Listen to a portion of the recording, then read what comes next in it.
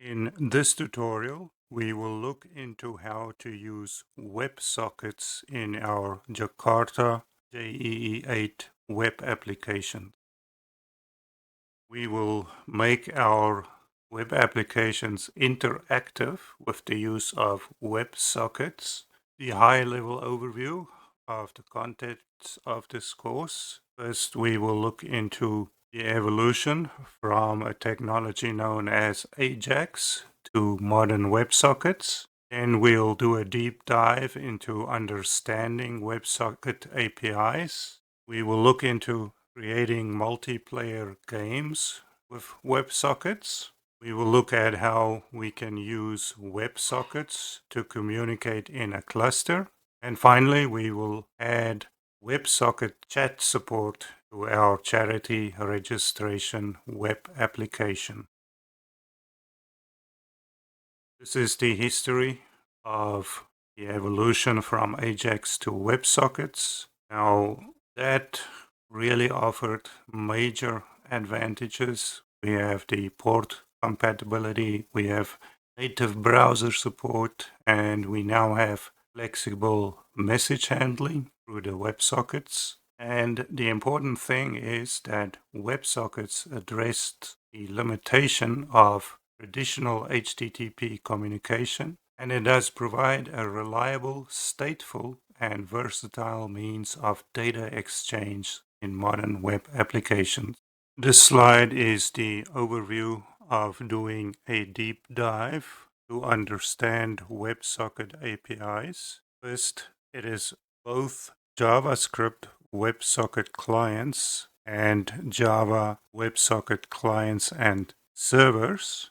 Then for our JavaScript WebSocket client, we look at documentation for creating the connections and using the WebSockets. We will look at understanding closure definitions in a detailed document. Then for the Jakarta version 8 Java WebSocket APIs, we look at both the client and server endpoints, and we look at the latest advancements in Java-based WebSockets development. Then for an extra deep dive, we look into Oracle's WebSocket tutorial. We will focus heavily on the Tomcat WebSocket resources with all their how-to guides and code examples, since we will use that as a guide for our development. We will also look at the Eclipse Foundation Enterprise for Java project, which has WebSockets as a part of the ecosystem, and we'll look at where we can find all the information about WebSockets in the Maven repositories. We will utilize the practical examples that come with Tomcat 9 to look at multiplayer games and applications such as Echo, Chat, Multiplayer Snake, and a multiplayer drawboard. We will run these examples from the command line and look at the source code in GitHub. Then we will use the chat example to build a module in our charity registration web application. And now we are going over to our GitHub course documentation, and we'll go down to making our application interactive with WebSockets. Here we have the full overview, and we'll start with the evolution from Ajax to WebSockets. So it gives the highlight, the introduction. It has links to the documentation and the APIs. And this is the important part. Ajax, which stands for Asynchronous JavaScript and XML, allows asynchronous communication with a server using JavaScript. Despite XML being part of the name, JSON is more commonly used for data exchange. Ajax enables part of a web page to communicate with the backend server and update without requiring a full page refresh. And early examples of Ajax success was Google Maps, which outperformed MapQuest by incorporating Ajax technology. However, Ajax faces a challenge with the stateless nature of HTTP. When backend data changes or updates, the web page remains unaware and doesn't fetch fresh data. The same issue occurs in the reverse direction. If data changes in a browser, server is unaware until data is posted back. Now, there were various solutions proposed to this problem. First is polling, where essentially it periodically checks the backend server for updates, and this consumes a lot of bandwidth. And there's synchronization, so that is updating the backend data whenever the browser sends data to the server. So this led to large inconsistencies with large data updates, and it's not also really compatible with HTTP, so you'll have intermittent issues and you'll have to reconnect as such. Then there is HTTP 1.1 transfer encoding. This essentially used chunked headers in connection with the JavaScript XML HTTP request object, and this was heavily programming intensive and error prone. To resolve this, WebSockets was introduced. The HTTP1 introduced the HTTP 1.1 upgrade feature, which allowed clients to switch to a different protocol beyond HTTP. Servers responded with a one-on-one switching protocols, indicating this upgrade. And now you could transition to a more stateful network protocol. So WebSocket introduced the URI scheme WS for WebSockets and WSS for secure WebSocket, and it operates in the standard web ports. And for a deep dive, you can refer to the detailed document here. And if we look at the WebSocket advantages, there is port compatibility, which means no dealing with firewalls because those ports need to be open to speak to the web. There is native browser support, which these days all browsers support WebSockets. There's the heartbeat mechanism, which ensures reliability. And there is flexible message handling, which means there's no strict rules in terms of the way you send your messages over WebSockets. So a variety of data structures can be used. Then there is graceful connection closure, and you can close it easily with your reasons. There is cross-domain capability, which means you have a very complicated game. You can have a bunch of servers concentrate on one section of the game. Then there is support for new protocols like STOMP for applications requiring high connectivity and data throughput that you need for Internet of Things, gaming, or data-intensive applications like smart grids or following things like trucks, cars, or airplanes or ships in real time and show it on your map. There is also a link provided to the STOMP protocol. And we'll go back and we'll go to Understanding WebSocket API next. Now in this section, we will do a deep dive into all the Java WebSocket technologies. We'll start off by looking at the HTML5 JavaScript client API. And for this, we will look at the Mozilla resources. And here we learn how to send and close WebSocket connections with practical examples. So following the link to the Mozilla documentation, we have writing WebSocket client applications. Here is the example of creating a WebSocket with the details.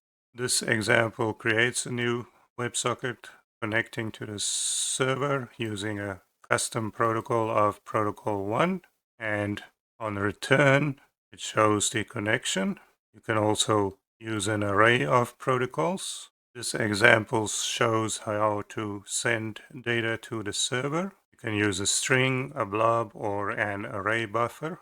We can use an event handler on open. Then there is more detailed example on using JSON messages and receiving them back.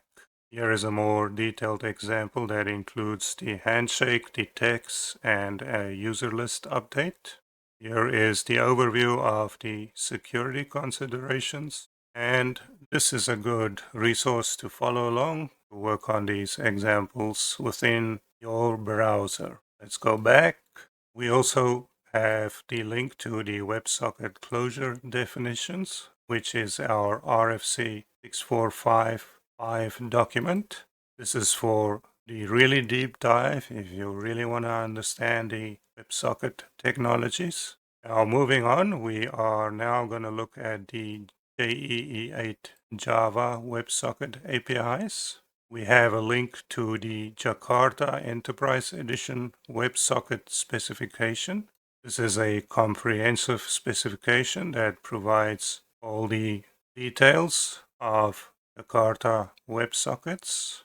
If we'll go back, we also have an older Oracle WebSocket tutorial, which is based on Enterprise Edition 7. Here is the comprehensive overview of this example, and it is obviously a bit outdated, but it should be easy to get this working within Jakarta Enterprise Edition 8 with a bit of effort. Now we'll also go look at the Mozilla resource on writing the WebSocket server in Java.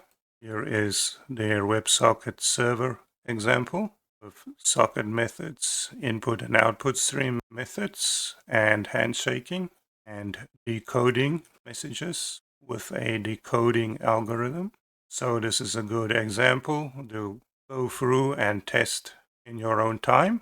And we also have another link to the WebSocket API documentation. And this is the actual Java class API for the JavaX WebSocket package. And now we get to the Tomcat WebSocket how-to, which is the link we're really gonna concentrate on. Here is the Tomcat WebSocket how-to. The overview, the application development reference to JSR 356, and the necessary configuration points, such as authentication and password. Once again, for deep dive, you should really look into these documents. Then there is the Tomcat WebSocket code examples. And here we followed the link to the actual GitHub repository of all the examples: chat, drawboard, echo, snake. And here is the examples config class. Then there is also an Eclipse Foundation WebSocket page that we can take a look at. They have the developer resources with a repository, and they have the Maven link as well. We can see here that they're up to version 2.20 in the overview. Finally, we'll again take a look at the Maven repository. Here is the Jakarta WebSocket Client API, and here is the Jakarta WebSocket Server API. And now we will go back to our overview, and we'll start looking at creating multiplayer games with WebSockets using those Tomcat examples. Now, when we look at the multiplayer games, we will run the examples that come packaged with Tomcat 9 using the startup.batch command line script. And then we will visit these examples when we have it up and running, and we'll play around a bit. And then to get a better understanding, we will visit the GitHub repository and look at the code.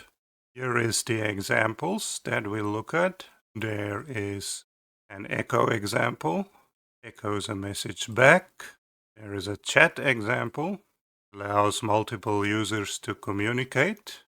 There is the multiple snake example, and it's a simple game example, but it shows how WebSockets are used. And there is the multiplayer drawboard example, where the example presents you with a collaborative drawing board.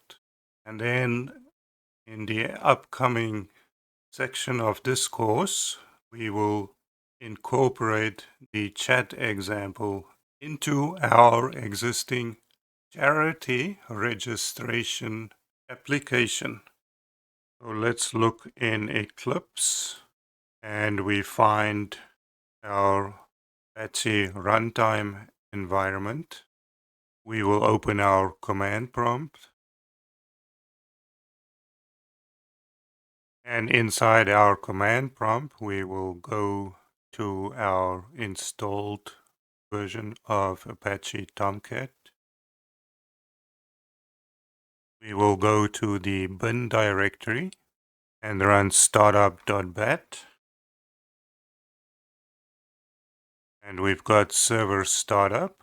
So now we'll go to our browser. And here we are on the landing page of our Apache Tomcat. And we'll go to the manager app. And we'll log in with our secret admin secret username and password. And in our Tomcat Web Application Manager, we see we have documentation, examples, host manager, and manager. So we'll go to examples. And in the example page, we see we have servlet examples, we have JSP examples, and we have WebSocket examples. So let's run the echo example. And here we are echoing the message via the programmatic API. Let's look at the chat example. And this is the simple chat example in action. Then let's look at the multiplayer snake example. And we'll press the arrow key. Play around a bit. And let's keep it there. And let's look at the multiplayer drawboard example. Brush. That's a line. A rectangle. And that's a quick overview of how to get to all the WebSocket examples and how to run them. Now we'll go back to the course documentation and we will go to the GitHub repo. And we see here we are on Tomcat 9, and this is the examples. This includes all examples, WebSockets, servlets, and JSP. So if we go to WebSockets, we see we have a bunch of .xhtml documents. Let's take a look at Echo, and we see our style sheet. Then we see our JavaScript section.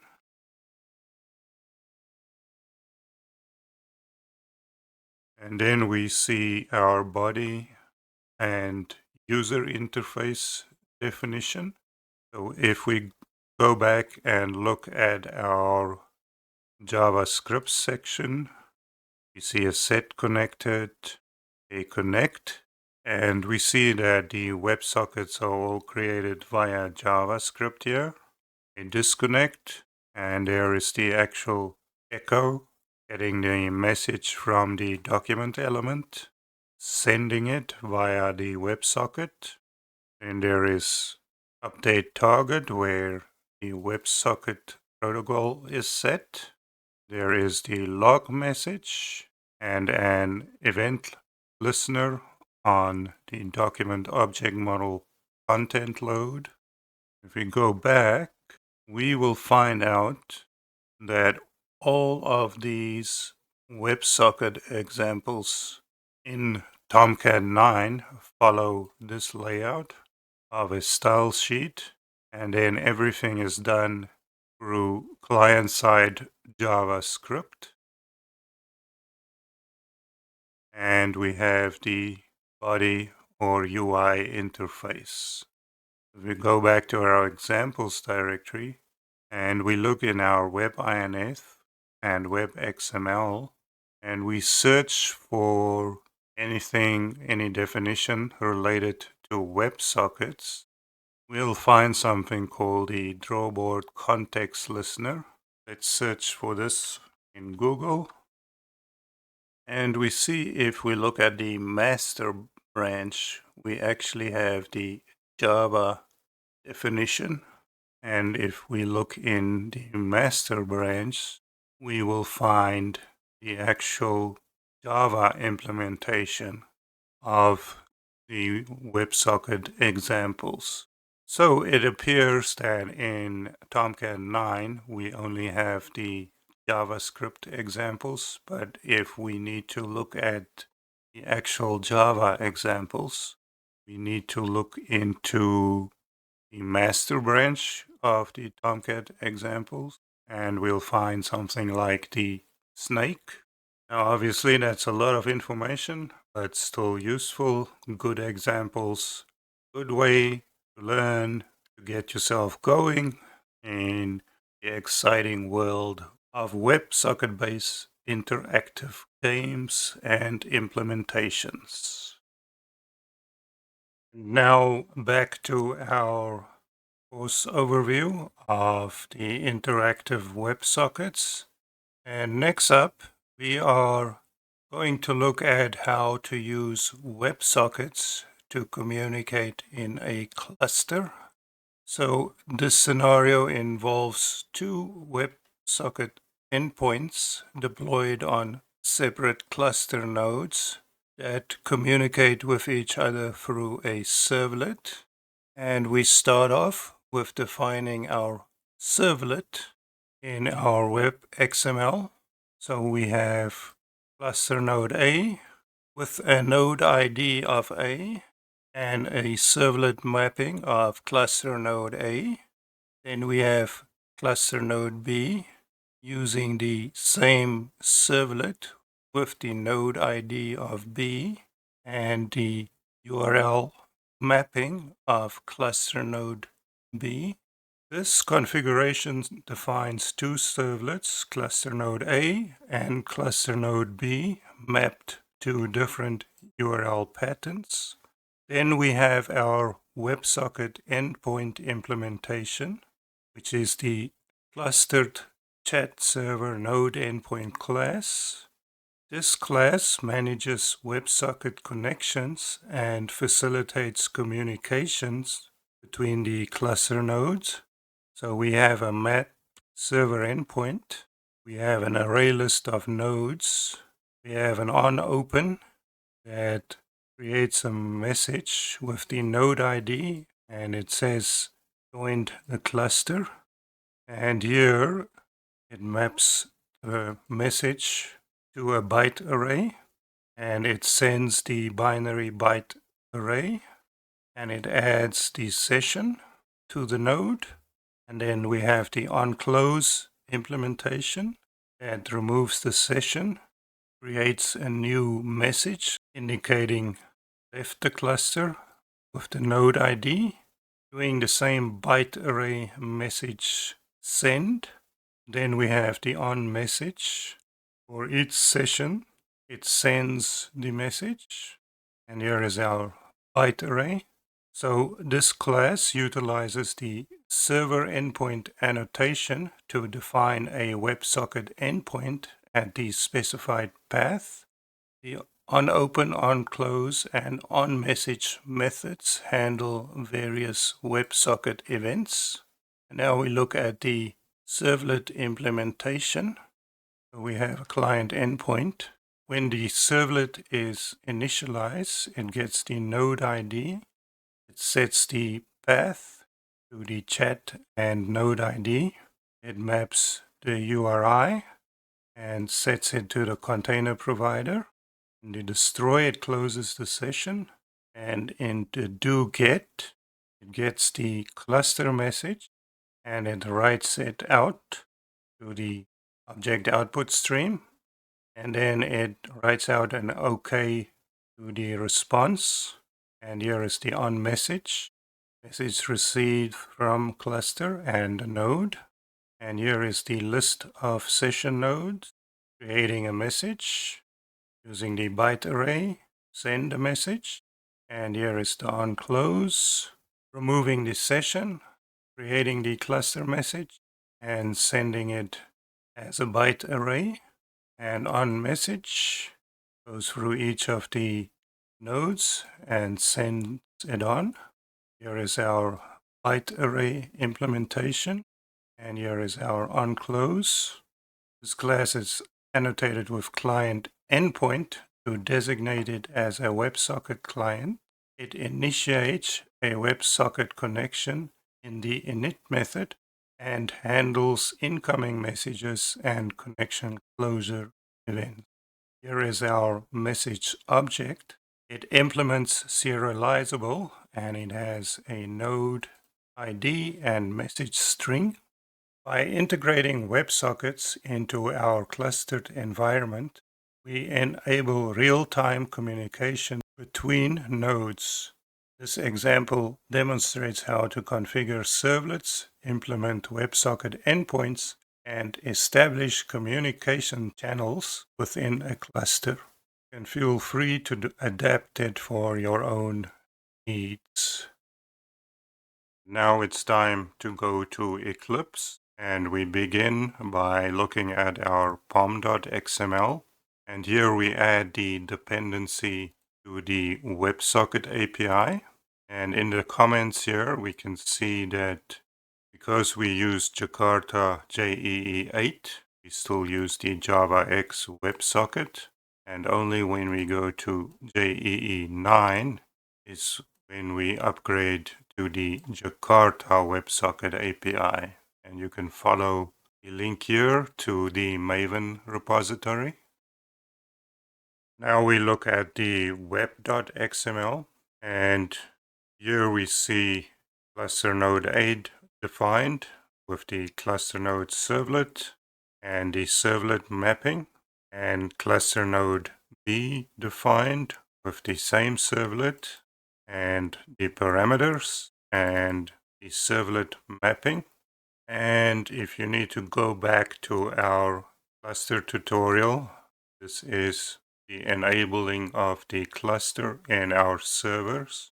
Here we have localhost A and localhost B set up to run the cluster. Now let's look at the cluster node servlet. In the init, it gets the node ID from the parameter. It sets up the path using the node ID.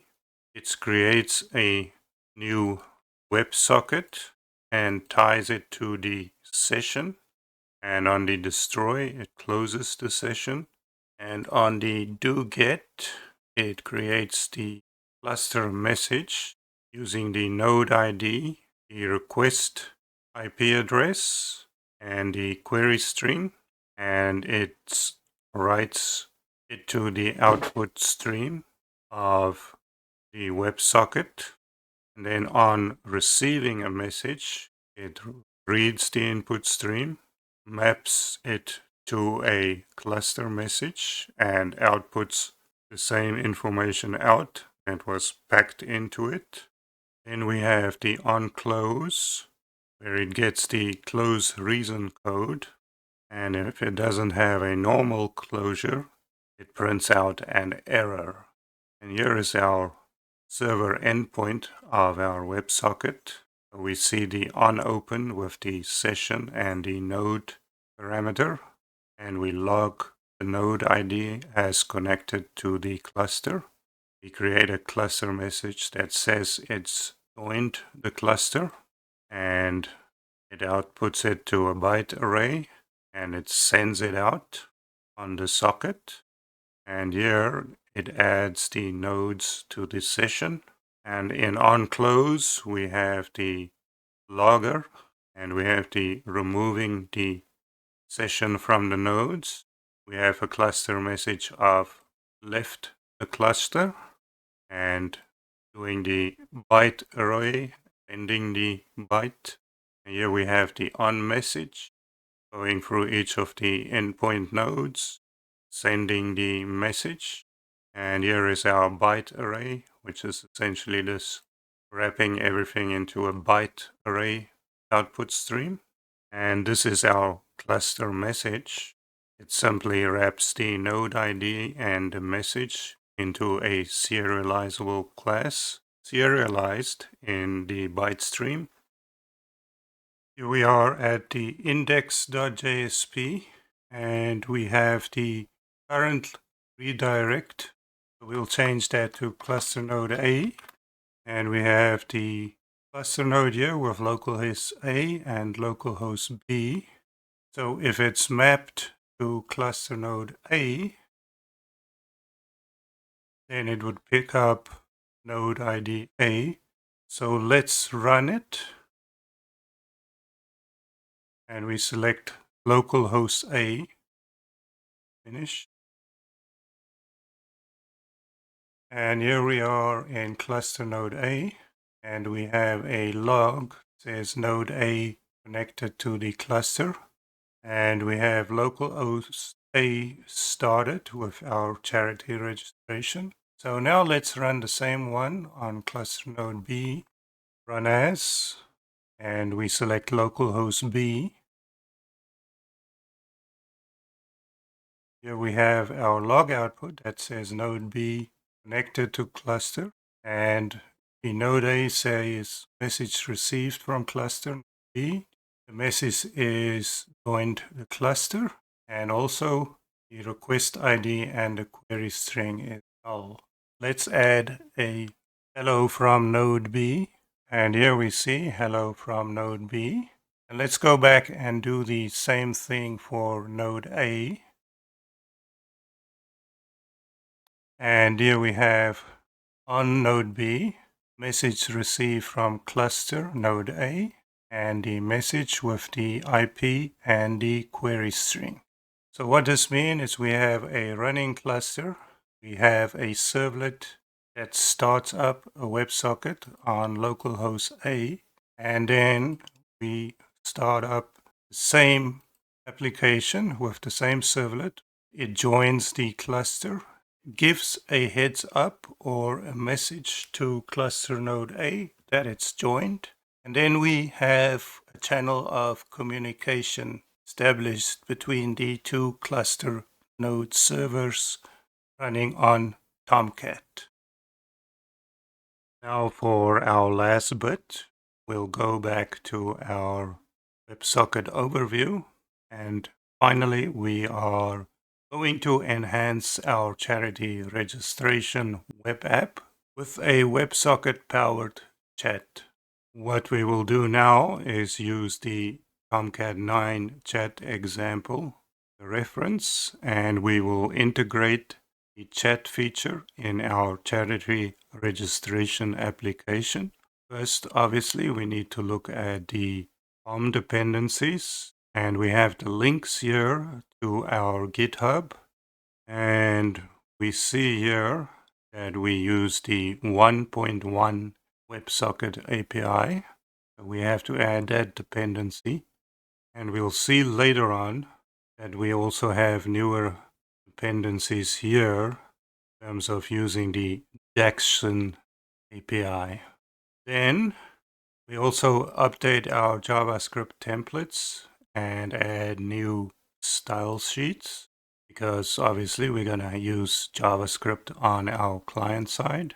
Here is our tags, and each of these tags has been updated with new style sheets. We can see here is the beginning of the charity registration chat client side JavaScript. So we have same additions to all of our existing tags. Then we have our new servlet implementation. And this is our chat servlet, our do get and a do post. And we see we have special JSP pages. We have a list.jsp and we're going to have a chat.jsp. So let's look at them. This is the chat.jsp. So this is a modal window. This is the JavaScript. And this is the list.jsp. See, the JavaScript is quite smaller here. Then we have our standard Pojo support classes. We have the endpoint, the message, the codec, and the session. Let's have a look at the endpoint. This should be familiar from our previous examples. Open session, on message, on close, on error, session destroyed. We have a synchronize array list for sessions. We have a session close.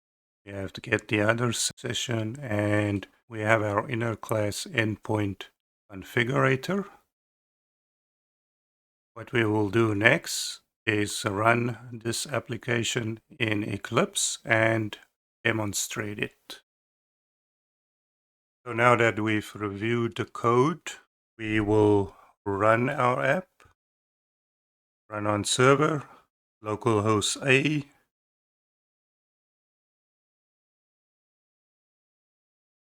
and it launches the browser. We will log in with one of our hard-coded in-memory database users. There are no pending chat requests. We will launch the chat window. We'll say hello, and we see that the other user has not joined the chat yet. So we will open the chat in another browser. We'll plug in the URL here, and we'll sign in with another in-memory database user. And we'll view the chat request, and we see there's one from our user Nicholas. Now we can say hello, and we'll go to the other browser, and we see the hello from Tom, and we send our own hello, and we can see that Tom can see our hello. So that's basically it. We have a fully functioning chat session between two different users, and this time we are only running it in a single server. In other words, we don't have a cluster server that talk to each other.